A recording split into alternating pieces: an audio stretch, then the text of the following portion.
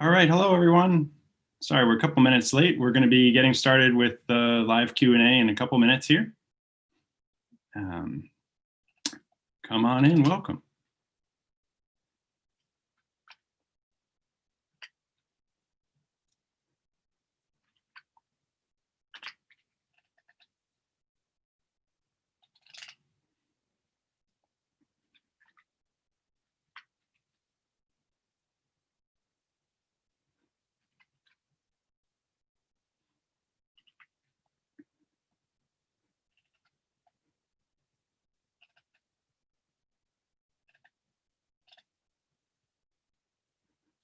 Hi everyone, you are in the right place for the CS Academy Q&A. We're going to get started in just a minute or so.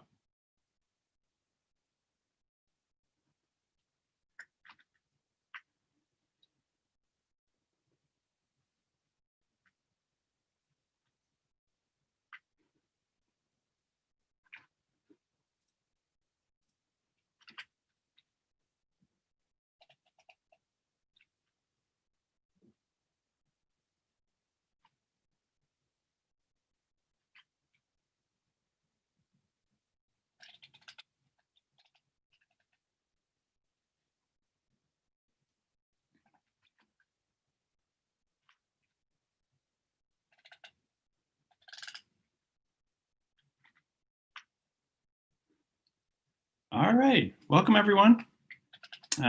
This week we're going to be doing these live Q&A sessions all week long at 9:30, 1:30, and 5:30 Eastern Time. So you're welcome to come back as many times as you'd like. We'll have a slightly different group of students each time, and we'd be happy to interact with your different classrooms at the time that's convenient for you. Just to sort of explain the setup here a little bit. My name's Evan. I'm the principal software developer on the CMU CS Academy project, which means I try to keep the site up and running basically so that it's available for you guys to use. And I'm joined today by 3 CMU undergraduates, Carnegie Mellon University. And we'll do proper introductions in a second, but they are going to be providing their experience and wisdom and advice and any other things that are interesting to you and your students.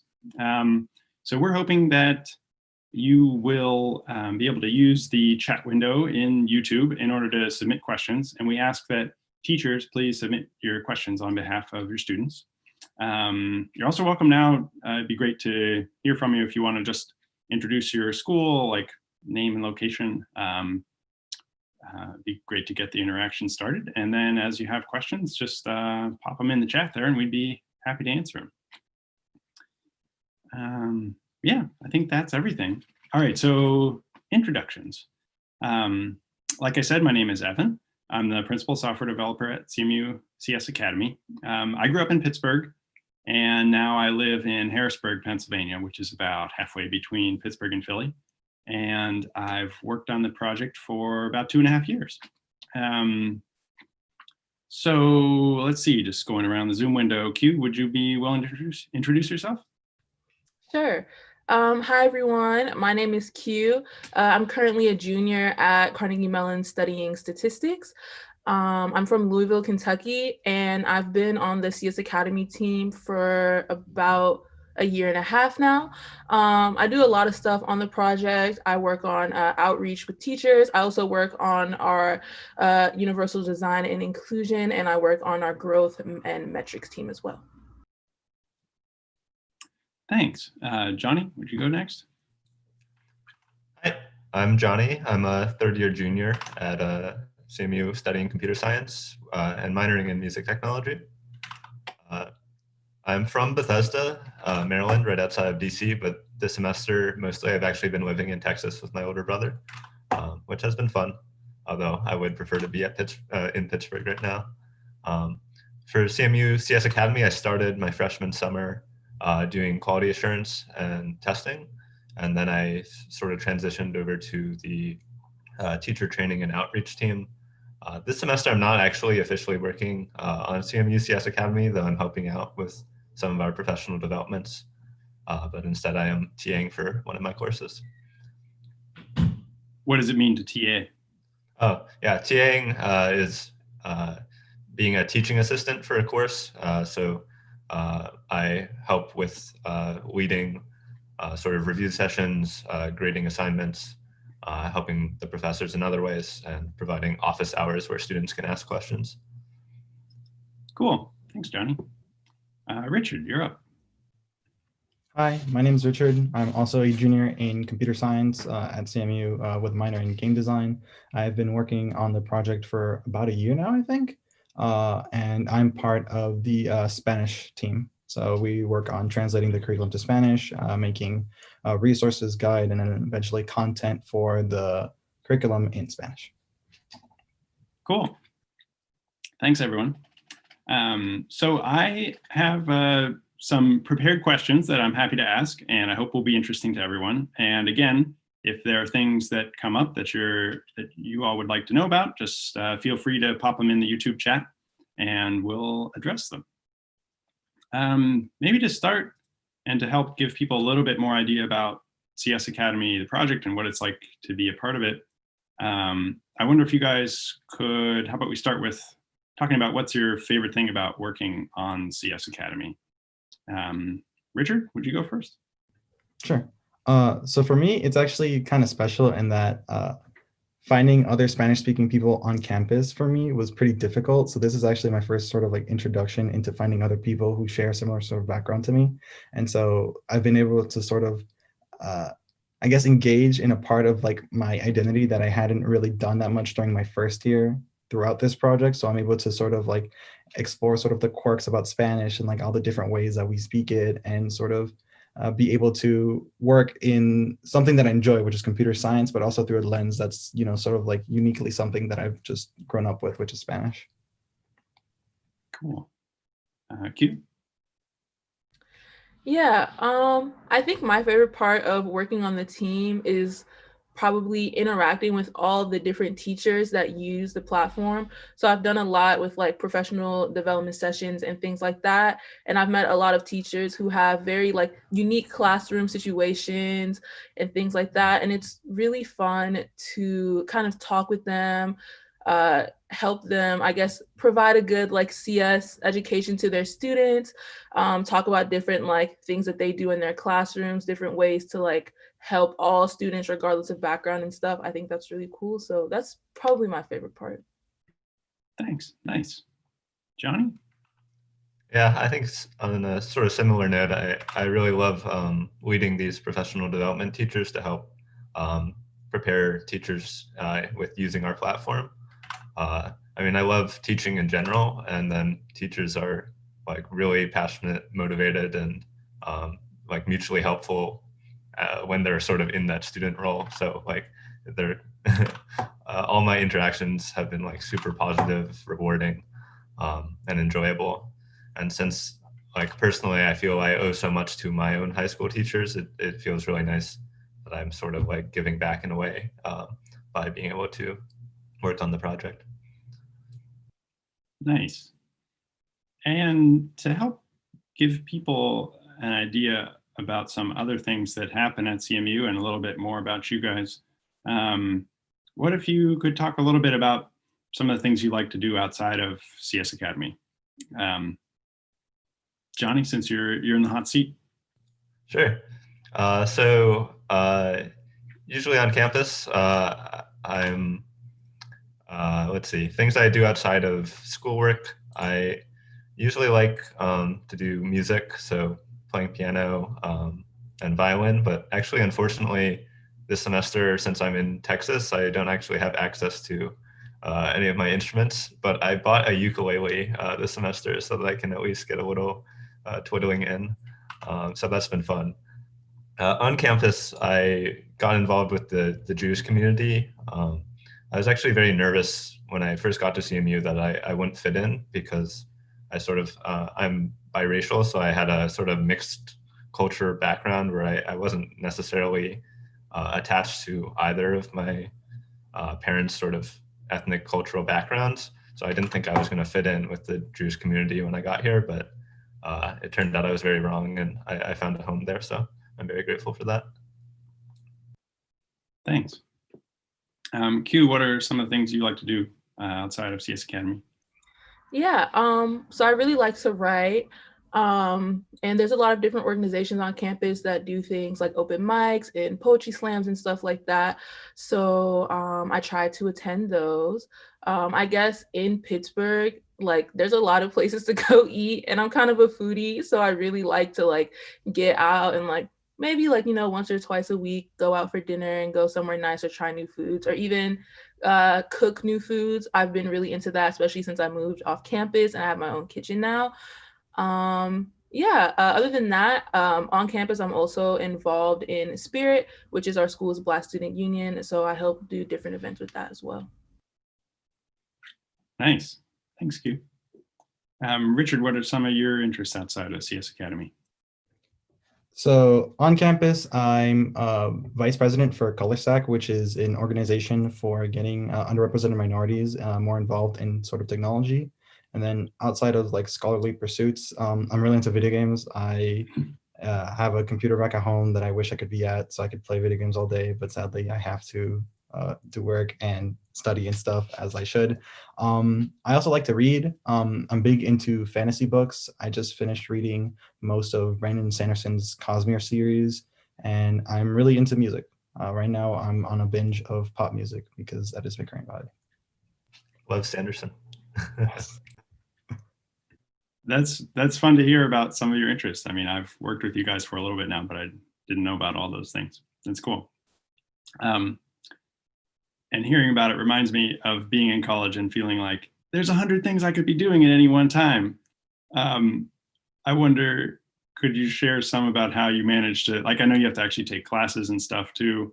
How do you balance all that stuff, your academics, social, work, classes? Yeah, Q, do you have any thoughts about that? Yeah, so for me, it's like all about like mastering the schedule.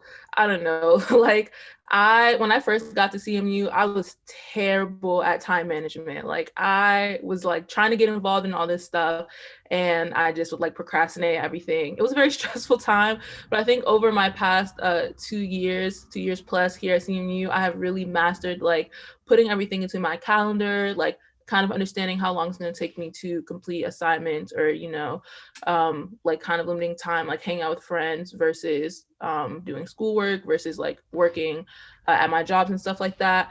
So that's pretty much how I balance it. Also, just like making sure I do have that work-life balance. So I'm not like working all the time. I'm also trying to do things that I like and try to spend time with my friends. I guess now in this COVID state, it's more like scheduling calls with my friends, but still making sure that I kind of have that balance is, I think, really important. Thanks.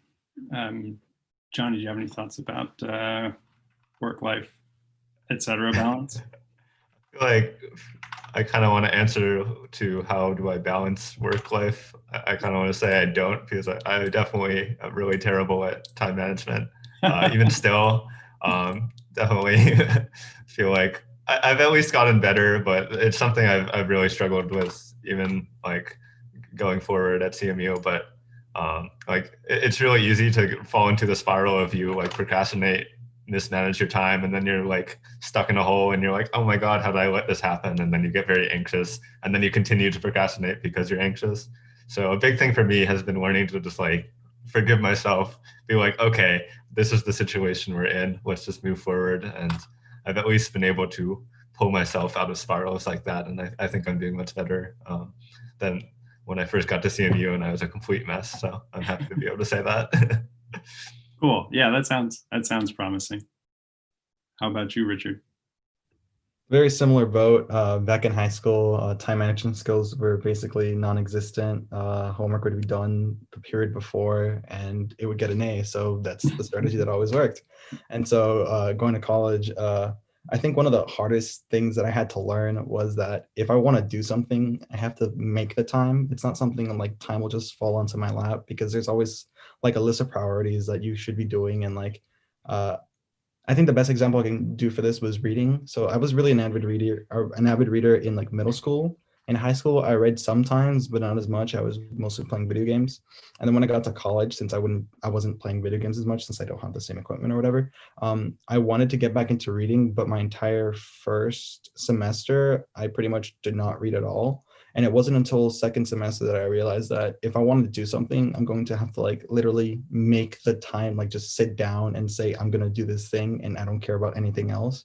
And I think that's really helped me a lot with my other sort of my priorities with classes and stuff, just sitting down and saying, okay, at this time, I'm going to do this. And there's literally nothing else that's going to happen. I'm not going to check my email. I'm not going to like, I don't know, have my phone on the table, nothing. I'm going to read, I'm going to do homework, I'm going to do X. And then that's gotten me pretty far so far. I mean, I'm here now, so yeah. Thanks, cool. Well, let's see. So since we're trying to help everyone learn how to program, let's talk a little bit more about your particular field. So we have 2 computer science majors and 1 statistics major plus additional. How did you, like Richard, how did you decide to major in computer science? Like what led you down that path, and what's exciting about it? So my story is a very weird one. In high school, my science teachers were eccentric, to say the least. They were definitely some oddball teachers, and I actually did not have a computer science teacher. We had an online program at the time, and surprisingly enough, that was better than every other science teacher I had. So me liking video games and playing on my computer a lot, and then computer science being somehow the best science class I had at school sort of led to me saying, okay, this is the thing I want to do. And so then going into college and figuring out that computer science is a lot of math was simultaneously scary, but also kind of fun, because math is cool when you get it, but when you don't get it, it's kind of demoralizing in the best of worst ways. So that's sort of how I got up to here. Cool. Q, how did you end up picking your major? Yeah, so I had no clue what I wanted to study for a really long time. I have a lot of different interests. Like I love history. Like I said earlier, I like to write. I didn't even think I was gonna do anything in STEM. But then my senior year, I just decided to take like AP statistics because I had space and a lot of my friends were taking it. So I just kind of decided I was going to take it with them because I wanted to hang out with them, honestly. And then like I was in the class and I don't know what it was about it, but I think it's just because the way my teacher taught it, it was like in a very applied way. And I could see how it could help like real world situations. I was very big and still am very big into like human rights and volunteering and doing stuff like that. And I saw like how statistics kind of played into that. And I was like, oh my gosh, like this is so cool. So I applied and I got in, but coming into college, I actually ended up just being undecided again because I was like, I don't know what I want to do. So I like undeclared statistics and then was just undecided for a couple of years, taking a lot of classes like across the board. And then I like fell in love with statistics again. The way it's taught at CMU, it's like in the humanities school, like in our School of Social Sciences and Humanities. So I really got to see how it was applied in a lot of different ways. And I just liked it so much. Like it was great. So then I decided to redeclare and it was really cool. Yeah. Neat. Not always easy. Johnny, how did you pick? Yeah, it's funny. I kind of have a little bit of a roundabout story. I was introduced to programming actually fairly early because we had sort of programming classes at my middle school. So I took that then, was kind of interested. So going into high school, I took AP Computer Science in 10th grade. But then there wasn't actually anything left to take. So I kind of actually just forgot about like programming and computer science. And junior year of high school, going into senior year, I just hadn't programmed at all or thought about computer science. And I generally enjoyed like a lot of my subjects, and particularly I got involved with chemistry. And I actually TA'd for my AP chemistry teacher in high school. So everyone at my school assumed I was going to be a chemistry major. And actually now when I come back and talk to some of the underclassmen, they still think like I'm a chemistry major, and they ask me how my chem major is going, which is fun.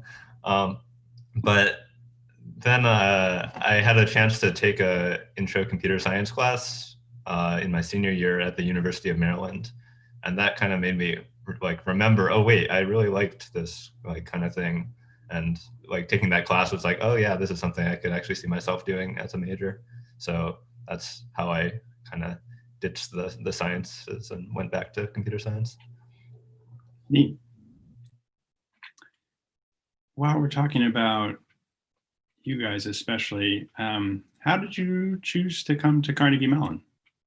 There's obviously a ton of schools in the world, and you have lots of skills in order to get into Carnegie Mellon. Anyway, I'm curious to hear about how you ended up here. Q, do you want to start? Yeah. So actually, I heard about it because the summer before my senior year, I did this internship where basically I just like programmed different websites for local nonprofits and businesses in my hometown.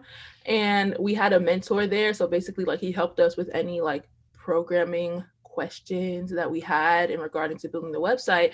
And at the time he was a sophomore at CMU. And he just talked about like how much he loved Carnegie Mellon and all this stuff. And at that time, I had never even heard of Carnegie Mellon at all. But he just talked about it so much. And I was like, oh, like maybe I should, you know, look into it and see like what different programs and stuff that they had. And then I talked to my dad, and he actually went to Pitt, which is like right down the street from CMU. So he had a lot of friends at CMU. And it turned out one of my older cousins actually just graduated from CMU as well. So I talked to him about his experience. I went on a tour, and like each time I like learned more about Carnegie Mellon, I just fell more in love with it. I really like how interdisciplinary it is, and how like I'm able to take classes in a lot of different fields.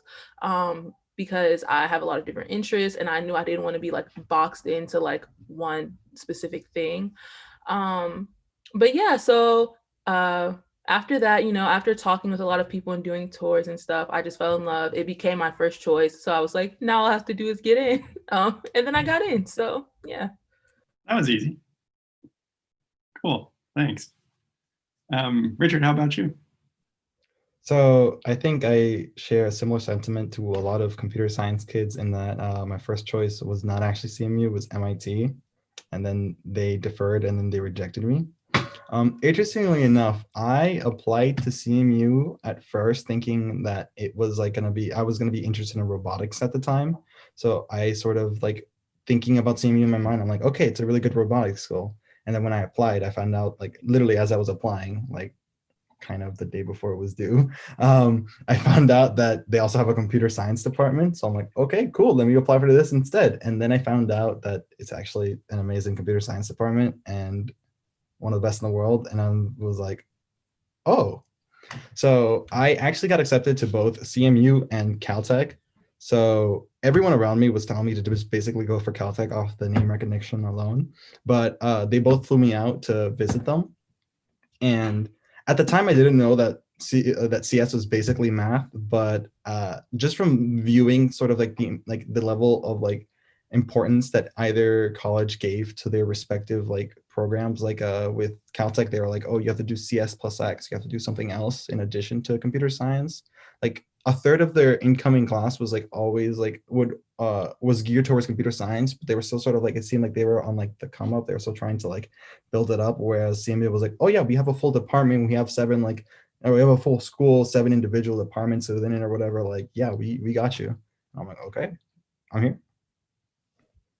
That's neat. Yeah, I do think Carnegie Mellon, I mean, growing up in Pittsburgh, I always heard about it, but I think somehow more nationally and globally, it's like a little bit of a hidden gem. Yeah. Even though it's like so strong in computer science and related fields. Cool. Well, we're glad you came here. Johnny, how about you? Yeah, I'm a CS student who actually didn't want to go to MIT, so I didn't apply. And I guess glad to be able to say that question mark, that this was actually my first choice. But I think like when you're applying to college, you always have, the schools you actually think you can get into, and then your reach schools. And CMU for me was definitely the reach school that I thought I had no chance at, but I figured might as well. So I just, as far as how I figured out that CMU was even a thing, my mom actually went there for her undergraduate, so she knew that CMU was a good CS school. And she was like, oh, you should look at CMU. And I was like, what is CMU? And she was like, that's the school I went to. And I was like, oops. I applied there early decision because I figured if I got in, I was going to go no matter what. And I got in. So that made deciding pretty easy because I was pretty locked in. Cool. Sometimes it's nice not to have too many choices. You get a good option and you go with it. Definitely. All right, one more CMU question, and then we can skip topics again. And of course, for those watching out there, welcome to chime in with your own questions at any time. All right, as an opportunity, since I didn't go to CMU, but I work with so many undergrads, I'm trying to learn more CMU courses. They get referred to by their numbers, which is very confusing. It's hard for an outsider to like jump in. Anyway, so now I'm hoping to learn what each of your favorite course is, and then maybe I can add it to my bin of numbers and names. Richard, what's your favorite class that you've taken so far? See, this is hard because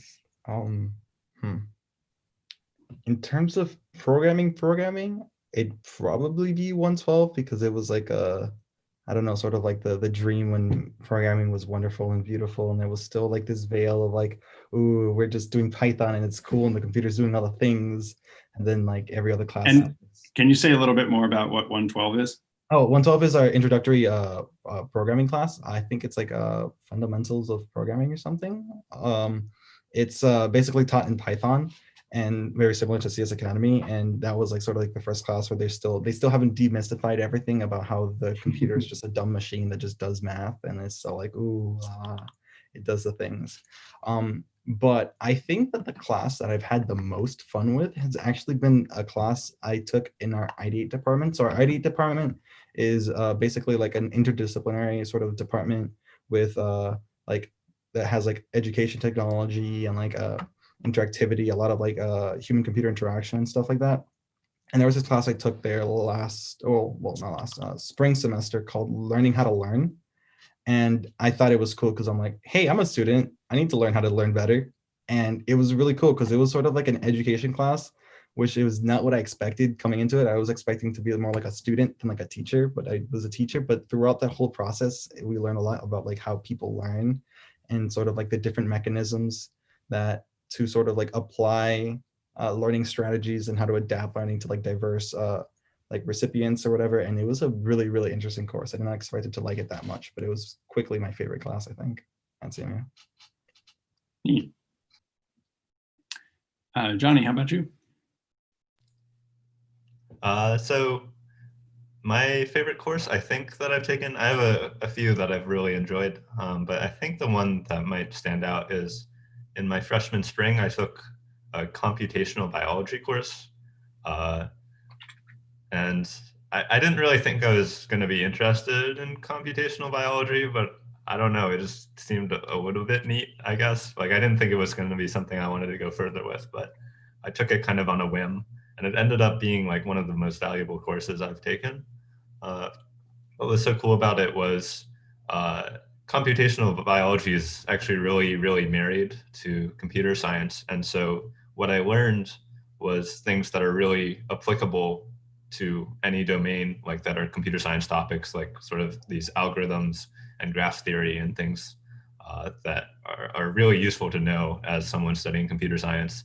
But every single thing we did in the class was motivated by a problem in biology. So we had something like sequencing the human genome, right? We have actually like data sets of the entire human like DNA. And the question is, how did we get that? Because you can't just like sit down and, take the DNA and just read it because it's too long. So you actually have to break it up. And so the question is like, how do you take all these little segments of it and actually reconstruct all these segments together into the full genome? And so like answering all these questions was like super interesting. And so the course never lagged and the professors were really fantastic. So it actually almost convinced me that I wanted to switch majors and study computational biology. The one thing was that I was really bad in the course and the homework's really hard, so I didn't actually do that well. But I think that kind of goes to show that like even if you don't do that well in a course, you can still really enjoy it. So was that what pushed you away from switching majors? I also wasn't sure if the rest of the courses was going to be like that, because I think what actually interested me was the computer science part that was motivated by biology and not necessarily like lab stuff or actually like doing DNA sequencing. Just studying the algorithm was what interested me. That makes sense. Neat. Q, how about you? Do you have a favorite course? Yeah, I mean, I have a lot. I have a lot. It's kind of hard to pick. Yeah. But I'd say probably I took this class called Sampling, Survey, and Society last semester. And basically it teaches you how to create like good surveys and then also analyze the survey data. And I like it because it's like my favorite part of statistics. So I'm not really big on like, kind of like Richard, I'm not really big on math and theory and stuff. But with that, it kind of shows you like how is statistics applied in the real world? How can you reduce bias in statistics? Because a lot of the stats that are provided today, like when you read articles and stuff, it's actually quite biased just due to the nature of how you collect survey data. There's always a little bit of bias. So you kind of learn, how do you reduce bias? How do you make sure that all your represented populations are like there? Different stuff like that can really like help you get accurate data. And accurate data is obviously very important for so many reasons, especially today. A lot of decisions are being made by data. And if your data is prejudiced for any reason, then that really can give you unwanted consequences when you're making decisions, consequences that can have a great impact on a lot of different communities. So we kind of learned how to decrease that bias and stuff. And I don't know, it was a really interesting class. I love project-based classes, and we basically just had like 2 projects the whole semester. That was like the whole class. We just like created this survey, sent it out, and then analyzed the survey data, and it was really interesting. Yeah, and it kind of like solidified like, okay, like, cause I feel like at the time I was like kind of doubting my stats major because of the math. It was really hard, but taking that class kind of made me realize like this is like why I'm a statistics major, because stuff like this like will help me like make a difference in the world. So yeah. Neat. Nice. All right, and then connecting this, I'm curious what you guys think about what you might be when you grow up. I know there's a lot of different options, like studying computer science can lead to any number of things, and statistics, like these topics are such large topics, they could really lead in a lot of different directions. I wonder if you could share some thoughts you have about what you might do for work in 5 or 10 years or 3, or yeah, whatever time frame that you're thinking about things on. Q, would you mind continuing? Yeah, sure. So right now I'm working on applying to PhD programs. So that's kind of my plan right now. There are a lot of PhD programs that use statistics for things like political science and public policy. So that's probably where I'm gonna go. And I want to be a professor probably just because I love teaching other people. I love education. I think it's just very, I don't know, I just think it's very important to spread like knowledge. I don't know, I feel like education has done so much like for me that I want to spread that to other people. I also think it's very important to have like representation in like schools. You know, I feel like there aren't really a lot of like Black women professors. I haven't had any yet, so I think it'd be really cool to kind of be that representation for students in the future. So yeah, that's kind of what I plan on doing. Right now, I'm a very go with the flow kind of person, so that might change, but at least that's the trajectory for right now. Neat. Yeah, that should keep you busy for a little while. That's awesome. Richard, do you have thoughts about what you might do? Absolutely none. I have not a single idea about what I'm gonna do. So computer science, obviously, in terms of like security and like job security, I'd probably err on the side of not going for startups and such. I had a small experience with a startup during my freshman year, and I don't think I could handle being in like a really like small startup where like everyone might be as disorganized as me. I kind of need someone else to sort of like keep things in check. My minor in game design is there because I'm really into video games, and I'm wondering if at some point I might try to do that. The video game industry is notorious for like crunch when like deadlines are due, but that's also who I am as a person. So I don't know if that's like sort of like syncing up my career with like what I am, like the way I work. But yeah, I have none inkling of a clue. So right now I'm just going with the flow, seeing if I like just straight computer science or if I'm willing to take the pay hit for, doing something I enjoy more. Interesting. Neat. Johnny? Yeah, this is one of those questions that always fills me with like existential dread. But yeah, so with Richard, I also don't really know what I want to do. I thought that like majoring in computer science would narrow things down a bit, but it really didn't. So I like what I've thought about are things like I think I don't want to go to grad school, at least not right after college, because even though I've enjoyed learning, that's a lot of school, and I think after CMU I'd like to go out and do something that involves something that's not school. So, but as far as what I want to do, I'm still really not sure. Working with CMU CS Academy has made me feel like I want to do something related, or at least adjacent to education, but I'm not really sure. It would also be really cool to be able to do something in music, but I'm not really sure how to even like what is out there as far as computer science and music. So I'm just still exploring, I guess. Nice. Yeah, well, there's a lot of options and got some time. Neat. All right, well, let's see. Since we're talking to a high school audience today, maybe we should roll back in time a little bit and talk about you guys in high school and getting to college and some things that might be interesting there for people who haven't made that journey yet. Maybe to start, just so we get a little sense of you, or more sense of you, what if you could you talk about some things that you did in high school, either academic or extracurricular, that were particularly valuable or meaningful to you? Johnny, you want to continue? Actually, could you pass on me? I think I need to think. Yeah, sure. How about Richard?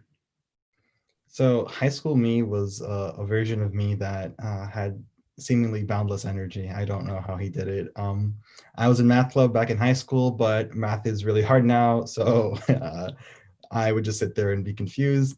I actually did Model United Nations in high school, and I did it specifically with the intent of not doing it further in college. I didn't particularly enjoy the aspect of sitting in like rooms and like having to like debate and such. I don't know. It felt very confrontational and it felt very petty for a lot of the things, but maybe that's just the way that it was down in Miami. But I did it because I really wanted to get out of my shell. I still am, but I was like a super introvert in that like I detested, like abhorred the idea of talking to like new people or whatever. And so I did that specifically to at least get comfortable with like, the first 5 minutes, the first impressions or whatever, because I have a pretty weird sense of humor, and I take a while to warm up to people, but when I do, it's like I really like bond with them. So I did that specifically to break out of my shell. Anything else I did in high school? I play video games. Sounds like those are important to you. Yeah. Yeah. Do you remember in high school which video game you were playing?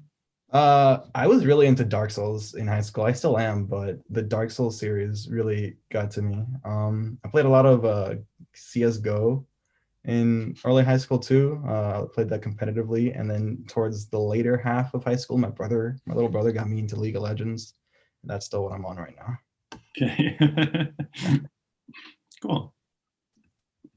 Q, what about you? What was interesting to you in high school? Yeah, I did a lot of stuff in high school. I played the viola. I played the viola for like 10 years. Like that ended in high school, but I started when I was like 8-ish. Hmm. So that was really fun. I really loved that, and it like solidified my like love for music and just like the arts in general. Um I think though, like I guess the most, this is weird, but the most relevant thing I did in high school, like that applies to college, is I played a lot of sports in high school. So um I played flag football, I was on the lacrosse team, and I also threw shot put for track and field. And I say that's the most relevant thing because it like got me like accustomed to doing physical activity, which is very important for me because it helps give like structure and balance to my day now. Yeah, like I usually do some type of like workout every day, whether it's like going for a run or doing yoga or something like that. I usually try to do that. It just kind of like helps me with like my mental health, which helps me with school. So yeah, I did that. I was also involved in my school's Black Student Union, which I carried through, and I'm involved in CMU's Black Student Union. So yeah. Nice. Johnny, anything that you want to mention? Yeah, now that I've had the chance to remember. Yeah. I actually also played the viola in high school, so that's fun. I'm really sad actually. So I had a rental viola that the place we rented from had these different like levels of like rental, I guess, for like their more expensive violas. And we got like a standard one, but when the guy gave it to us and like did a sample playing, he was like, "I'm pretty sure this is in the wrong category because it like sounded way too good." So he gave it to us anyways. He was like, "Well, your luck." And then my teacher actually thought I was really good, but I'm pretty sure it was just like the viola was way too like overpowered, you know. So that was a fun experience. I returned the viola, but I really miss it. What was that? Did you play in an orchestra? Yeah, I played in our high school orchestra. Okay. I actually ended up playing in multiple levels of it because, again, my teacher thought I was good. So there's never enough viola players, so he just put me in every like section. But that music and orchestra were definitely like big experiences for me as far as like my friend groups and just like social structures in high school. And then other things I did. I mentioned earlier that I helped my teacher being a teaching assistant for chemistry. And then I also, in my senior year, ended up actually doing dual enrollment at the University of Maryland. So I ended up spending half of my time there. Oh, wow. Okay. So it was more than just one class. You mentioned the CS class that you took, but yeah. Yeah, it ended up being like 2 per semester. Okay. Interesting. If you had a piece of advice that you could give your high school self, what would it be? Johnny, since you were talking, I'm inclined to ask you, but might need a minute. I think it would be stick with cross country. I just did it my freshman fall. Yeah, I did it my freshman fall. I was totally unfit, unprepared. I didn't do any like running like prior to it. And then I came in and it was just horrible. I was by far not just the slowest like on the team. I was so slow that I actually held back the other slower people. So like I was literally like on cross country, in theory, it's impossible to actually detriment the team because like it's just the top 7 scorers who are counted. So it doesn't matter how slow you are, but I was so slow, I actually stopped the slow people from improving because they had to wait for me to keep up.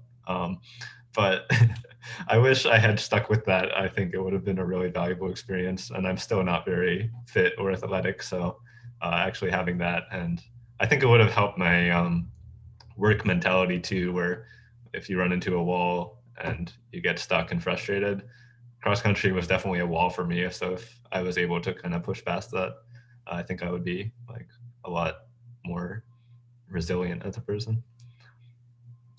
Interesting. Q, do you have any advice for your high school self? Yeah, I think I would just say like everything works out. Because I was very anxious in high school all the time about everything. I'd say even to like a detrimental point. Like it was very hard for me to focus on everything because I was just so in my head all the time. Like if I don't do well in this test, then am I going to fail this class? And if I fail this class, am I going to like never graduate? Like I just spiral like that so quickly over like little stuff, you know? But then like I feel like I have learned that, like especially as I've been in college, that you know sometimes you're going to mess up, and that's okay. It doesn't mean that your whole like life is ruined and that you're never going to be successful. It just means that like you mess up this one time and you can learn from this and grow from this and still move forward and lead like a fulfilling, productive time. In high school, I just like did not think that. I wanted everything to be like perfect all the time. It was just a lot. And I think that if I had kind of adopted that mentality earlier, I would have been a lot happier in high school. So I think like, you know, if I could just tell myself like everything's going to be okay, like everything works out in the end. Nice. Richard, how about you?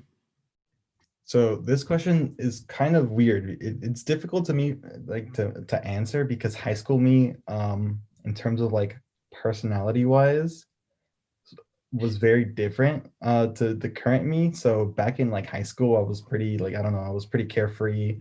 I never really worried. Like I never like test anxiety was not a thing for me. Like I would walk into SAT and I'd be like, all right, let's do this. You know, like I would walk into like such monumental things. You know, I would be like, I would have assignments due the next day. I would have college applications the next day. I'm like, I'm chilling, you know, we good. So in terms of like telling him to worry about stuff, I don't think telling him, hey, yo, worry about that stuff would really get to him. If anything, I think one of the few things that I kind of remember doing in high school that I hadn't really thought about until recently is that I actually had pretty good studying habits, but I just never really thought of it as studying. So for a lot of my classes, since they were pretty much like a breeze, since I didn't really find most like subjects to be difficult, I actually sort of like studied but didn't really think of it as studying. So for example, I think the biggest example I can think of are two. So for my calculus class, calculus to me was pretty easy in that I just found it to be like sort of like rote memorization. Just remember like the formulas, apply them, and you're done. The hardest part, I guess, was the pattern matching, or just identifying when a specific formula had to be used or whatever. But I guess I had an excellent teacher who like drilled us on like, he made sure that we did like all like the practice exercises. He knew like all the exams front and back. He could like tell you like, oh, you want to do a specific like question on like, I don't know, like derivatives or something, like here's like 30 different years of exams that you can like use. So he knew the entire test forward and backwards. But I would actually help a lot of like my friends like study for exams. A lot of them were a lot less confident, and so like I would study with them, and by like teaching them, I was able to do a lot of like really good, like for myself, I was able to study. And in senior year, I took this human geography class that was pretty interesting. I loved the teacher, but the class was really big. It got like really popular after like people found out that like it was like a good class. So it was like a giant lecture room, and then the teacher would get kind of distracted, and like like a lot of the people there were there because they thought it was an easy class. So it didn't really, there wasn't very much in the way of like actual progress towards like studying in that class. So I found a Quizlet online with like 500 vocabulary words or something for the class, and I just kind of studied all of them. And like looking back on it, studying 500 vocab words for an exam seems kind of like overkill. But I ended up getting a 5 on the class that I thought that I would get like a 3 on, because like in the AP exam, because I just studied the entire list of terms. So if I think if like I would have told like past me like, hey, stick with that, keep doing that, I would have a much easier time right now. It's hard to put good advice in practice. It's like, yeah, Yeah. Could have done better, but how to do it now? Interesting. Well, so you had that advice. High school went pretty well. You came to college. You found Carnegie Mellon. It seems like things are going really well. But I imagine there are things that have been challenging. And I wonder if you could talk a little bit about something that's been particularly challenging, either about transition to college or college itself. Yeah, I mean, just when people are struggling, it can be nice to know that other people have been through things too. So anyway, anything that you think might be relevant to the group would be great. Q, is there something that occurs to you as a challenge that you've faced? Yeah. I don't know. Yeah, I think when I talk about CMU sometimes, I'm like, it can be like the high highs and the low lows sometimes. And I feel like I have gone through, and I know a lot of other people have also gone through some imposter syndrome. I'm just gonna be very candid. I am a Black student, and there are not a lot of Black students here at Carnegie Mellon. Sometimes it can make you feel like, do I really belong here? Unfortunately, there are some people who aren't very nice, and they have actually told me that I don't belong here, and that the only reason I am here is because of affirmative action, et cetera, et cetera. So sometimes with things like that, it can be very hard to like motivate yourself to keep going, because you feel like, oh, like, am I not smart enough to be here? Am I not qualified enough? And the classes do get really hard. So when you fail a test or something, it only further confirms that. But I think over the past 2 years, I've definitely had to grow a stronger, I guess, sense of self, and understand, just like internally, like, look, no matter what anybody says, I do belong to be here. And even if I don't get an A on every single assignment and every single exam, that doesn't mean I'm any less qualified to be here. I work very hard. I still do work very hard.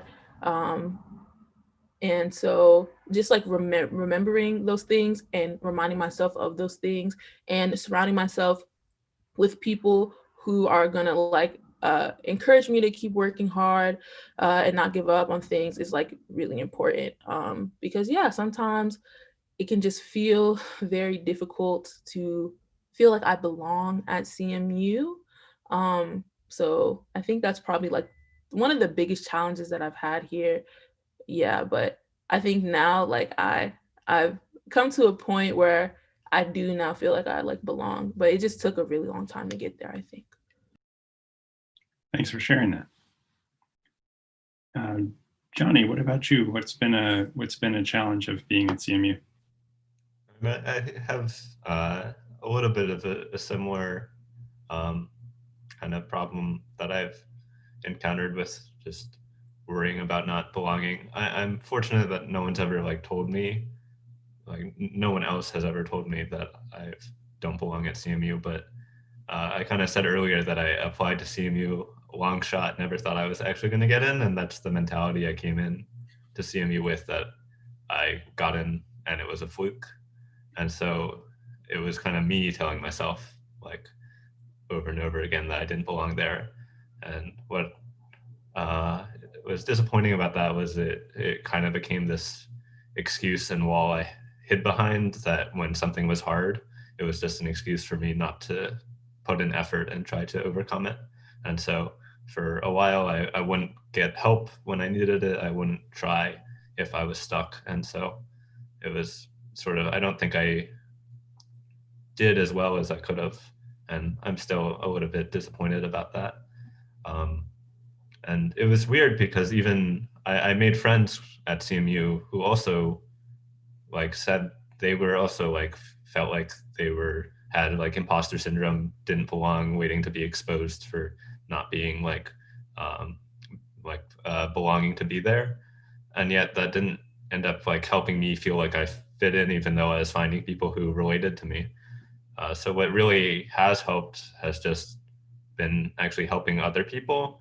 And I think that there's like a lot of self-worth and like value you can get out of helping other people that makes you feel like you're belonging and deserving to be here. So I'm really glad this semester I've been able to TA and kind of give value to other people. That has made me feel better about being at CMU.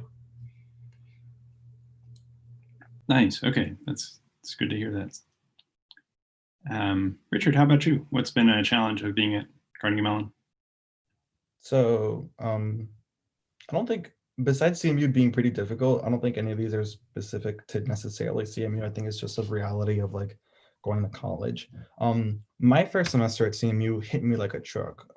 Combined personal issues, like personal matters, with a really I guess like a brick wall of like difficulty in terms of just like a different way of thinking, a different like sort of paradigm. Most of the classes in high school were pretty easy, so when I got to discrete mathematics in my first semester at CMU, I'm like, what the heck is math? Can I get the numbers back? Even the variables, can I get my pretty X and my pretty Y back? I don't know. Yeah. And it led to a lot of sort of like soul searching in my first semester. It was pretty tough. It actually took a while. I think it took like until maybe like second year, like second semester, for me to be comfortable sort of understanding a lot of things. I've failed a lot of classes at CMU. At this point, I'm surprised I'm still here. At times it was bordering on like a 50-50, like, oh, who's gonna win? Am I gonna pass more classes this semester, or am I gonna? So